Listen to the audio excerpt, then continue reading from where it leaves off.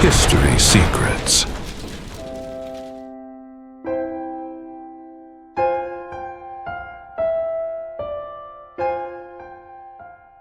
The idea of paradise and the spiritual world runs through ancient texts like a persistent echo. It appears in different forms, across different periods, and with meanings that are not always immediately clear. But there is a question that crosses all these traditions. What truly exists beyond the visible world? To understand this, we must return to the earliest records.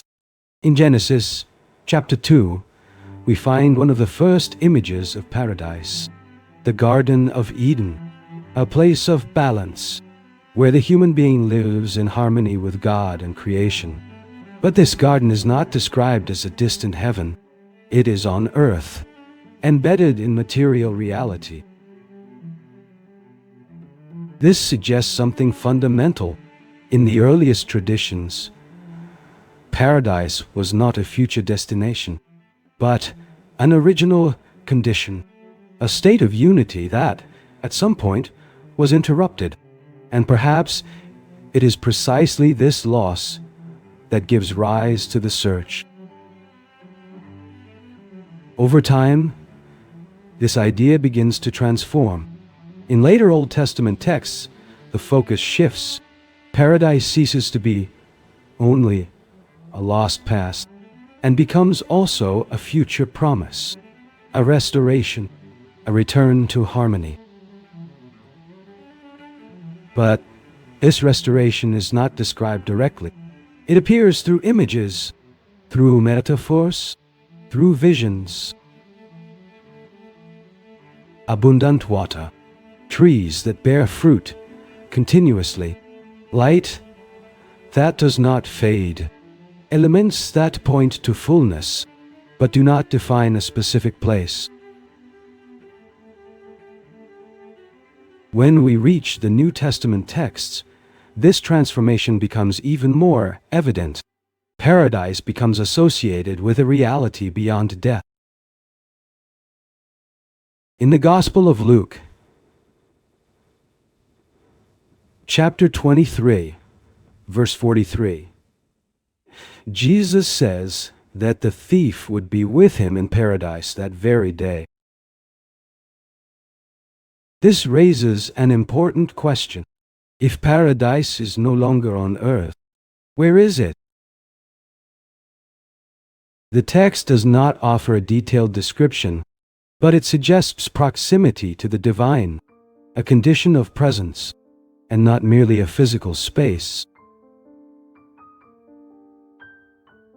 This suggests that paradise begins to be understood as a spiritual state, and not only as a location. But there are texts that attempt to go further than this indirect description, especially outside the canon. In the Book of Enoch, we find an attempt to describe the spiritual world in a more structured way. Multiple heavens, distinct regions, spaces reserved for different types of souls, trees of life, places of rest, and also zones of judgment. This vision presents the spiritual world as something organized, almost like a system. But this raises a question. Are these descriptions literal or symbolic? Something similar appears in the Apocalypse of Peter. There, the contrast is intense. Paradise is described with light, beauty, and tranquility, while other regions show consequences for human actions. But these images should not be understood simplistically. Many scholars suggest that these texts use symbolic language to communicate moral and spiritual ideas, not necessarily literal maps of the afterlife. And this leads us to a deeper question. What are these texts really trying to show? If we observe carefully, we perceive that the spiritual world in ancient texts is not only a place after death, it is a dimension that, at certain moments, connects with the present. Angels appear, messages are transmitted, visions are experienced, dreams reveal something beyond visible. This indicates that, for these traditions, the spiritual world is not completely separate, but interacts with human reality, even if in a limited way. This completely changes how we understand paradise. It is not only a final destination, but part of a greater reality. If we move further, we perceive that the concept of paradise begins to expand in a more sophisticated way. It ceases to be only a lost garden or a future destination, and becomes part of a broader structure of the spiritual world. Some ancient traditions begin to describe different levels of reality, not a single heaven, but multiple heavens, layers, regions with different functions. This idea appears more clearly in texts such as the second book of Enoch, where the spiritual world is presented as a sequence of spheres, each with its own characteristics. Some associated with light, others with judgment, and others with divine presence. But it is important to notice a detail. These descriptions do not follow a single pattern. Each tradition presents variations, which suggests that we are dealing with human attempts to describe the indescribable, not with a universally accepted literal map. Another point that deserves attention is the relationship between the soul and the spiritual world. In ancient texts, especially in traditions influenced by philosophical thought, the soul does not fully belong to the material world. It is seen as something that crosses dimensions, something that can return to its origin. This idea appears in different ways, but in early Christian context, it is reinterpreted not as an escape from the world, but as a transformation. The soul does not simply flee, it is restored. And this connects the concept of paradise with redemption, not only as a place, but as a state of reconnection with the divine. But not all texts emphasize this dimension in the same way. Some maintain a more concrete, more visual language. As in Revelation, where we find images of a new reality, a new Jerusalem, a place where there is no pain or death, where divine presence is constant. But even these descriptions contain symbolism. The city, the streets, the light, all point beyond literal imagery. A reality of fullness, of restored order, of complete harmony. And this leads us to an inevitable question. Do these images describe a real place or a spiritual condition? Perhaps the answer lies in the very nature of the texts. They're not scientific treatises, nor geographical maps. They are symbolic narratives, built to communicate experiences that go beyond ordinary language. And this requires careful reading, neither purely literal, nor entirely abstract, but open to complexity. Something there loses meaning if reduced to a single interpretation, because the images seem to operate on multiple levels at the same time. Historical natunating hundi, historical to spiritual, and no one existential, and perhaps it is precisely this multiplicity that allows these texts to endure. They do not offer a definitive description of paradise, but point towards something that transcends any description. If we gather these traditions, a pattern begins to emerge. Paradise is always associated with fullness, with reconnection, with the overcoming of separation, while the spiritual world is presented as a broader reality, larger than the visible world, yet still related to it. This suggests that, for ancient authors, paradise was not only a distant destination, but a constant reference, a direction, something that shapes the way one lives. If we move into a deeper layer, we perceive that how ancient texts describe paradise and the spiritual world is also linked to how they understood reality itself. For these authors, the visible world was not all that exists. It was only a part, a surface, and behind that surface, there was a more fundamental dimension, more real. This idea appears repeatedly across traditions, the visible as a reflection of the invisible, the material as an expression of something deeper. In this context, the spiritual world is not just another place, but the very foundation of existence, that which sustains what we see, and this completely transforms how we interpret paradise, not only a destination after death, but the fullest expression of that invisible reality, a condition in which that dimension becomes fully accessible.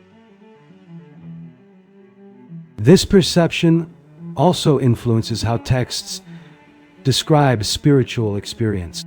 Visions, for example, are not presented only as extraordinary phenomena, but as moments in which human perception crosses the boundary of the visible. The same occurs with revelatory dreams or encounters with angels. These events are not described as a complete rupture of reality, but as an opening, a temporary access to another dimension, and this reinforces the idea that the spiritual world is not distant, but beyond ordinary perception. But there is an even more delicate point: the language used to describe these experiences. Ancient texts constantly rely on familiar images: gardens, cities, light, thrones, trees, rivers. These elements are not chosen randomly. They function as bridges, attempts to translate the invisible into understandable terms. But this implies a limitation. These descriptions do not capture the totality of what they attempt to express. They point, they suggest, but do not fully define. This limitation may explain why there are so many variations among texts. Each tradition uses its own images, its own symbols, its own interpretive path, and yet they all seem to converge on some central ideas. The existence of a reality beyond the visible, the possibility of connection with that reality, and the hope of a state of fullness. But what exactly does that fullness mean? In ancient texts, it is often associated with the absence of conflict, with the overcoming of suffering, with the restoration of harmony, but also with the direct presence of the divine. Paradise is not just a better place. It is a state in which separation ceases to exist, where what was fragmented becomes whole. And this leads to an important interpretation. Paradise is not only a where, but a how, a way of being, a condition of existence. If we bring together all these layers, historical, symbolic, and spiritual, we perceive that ancient texts were not trying to describe the afterlife with technical precision. They were trying to express an experience, a perception that reality is greater than what we see, and that there is a direction, a return, a possible reconnection. And perhaps that is why these descriptions continue to be revisited, because they do not respond only to curiosity about what happens after death. They touch a deeper question. What does it mean to be in harmony with what is essential? And to what extent can that harmony be lived?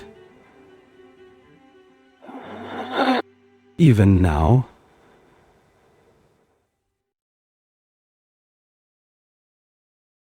If we move toward the final stage of this reflection, we perceive that ancient texts do not only describe paradise and the spiritual world, they also shape how these realities are imagined throughout history.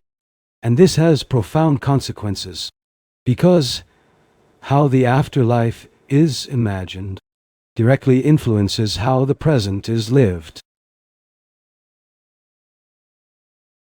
In the early centuries of Christianity, this influence becomes evident. The belief in a broader spiritual reality was not just an abstract idea. It guided decisions, behaviors, priorities. If paradise represents fullness, then life is seen as preparation. If the spiritual world is real, then the visible is no longer absolute. This creates a new way of understanding existence, a constant tension between the immediate and the eternal. But this vision also gave rise to different interpretations over time. Some began to emphasize paradise as a future reward, a destination reserved for those who follow certain paths. Others maintained a more symbolic reading, seeing paradise as a condition that can begin to be lived in the present. This diversity is not an error. It reflects the very nature of the texts. They do not impose a single reading. They open space for multiple understandings. And that explains why these ideas continue to be reinterpreted across different periods, in different contexts. Another important point is the relationship between image and reality. Over time, many of the symbolic descriptions in ancient texts began to be interpreted more literally. Heaven as a physical place, paradise as a defined space, the spiritual world as an organized territory. But when we return to the earliest sources, we perceive something different, a more open language, more symbolic, more oriented toward experience than definition. Something there loses meaning when reduced to a single interpretation, because the images always seem to point beyond themselves. This leads us to an important conclusion.